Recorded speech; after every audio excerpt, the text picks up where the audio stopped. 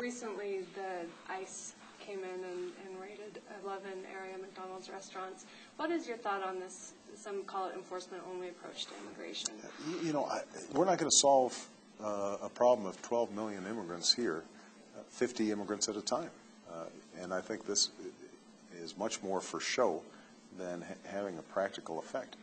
We need comprehensive immigration reform of the sort that I co-sponsored last year, of the sort that I have proposed, where we make sure that we've got strong border security, that we have a system of employer verification that can't be avoided, but that we also provide a pathway to legalization for the 12 million people who are here, so we can lift them out of the shadows.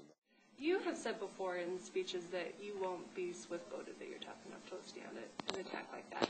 What do you have to say to people who are saying now that you're not showing enough moxie when it comes to another candidate running away with the nomination? You know, I think it's based on a faulty premise. This notion that Senator Clinton's running away with it is similar to the notion that Howard Dean was running away with it 4 years ago. We have not even had the first caucus yet. In the early state where that first caucus will take place, we are tied. And I think that the vast majority of Americans are just starting to make up their minds at this point. And so we're going to be being very clear about the differences between myself and Senator Clinton and why I think I would be a better president. And we've got plenty of time to make that case.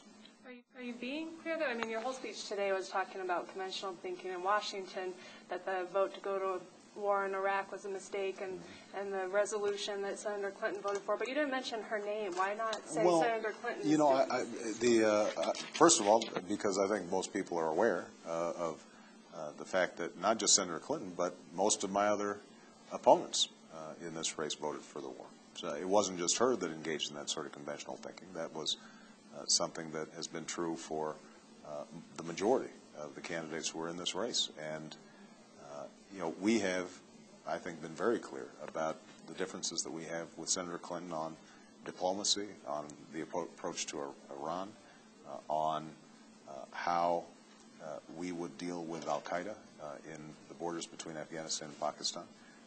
And you know, we will develop you know, those differences further as the campaign goes on. Are you glad that Nevada finally settled on January 19th? Well, it's nice to have a date. You know, we still are waiting for dates from Iowa and New Hampshire, although it looks like Iowa will probably be sometime around January 3rd or 5th.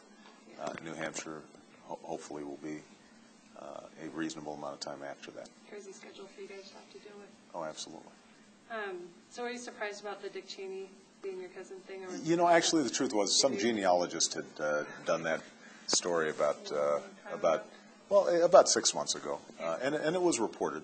But I think the fact that Lynn Cheney mentioned it gave it more amplification. Are you going to use it? Well, you know,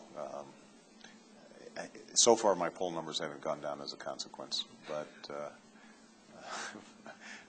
But you know, as I said on Reno last night, you know, I'm not going to the family hunting party.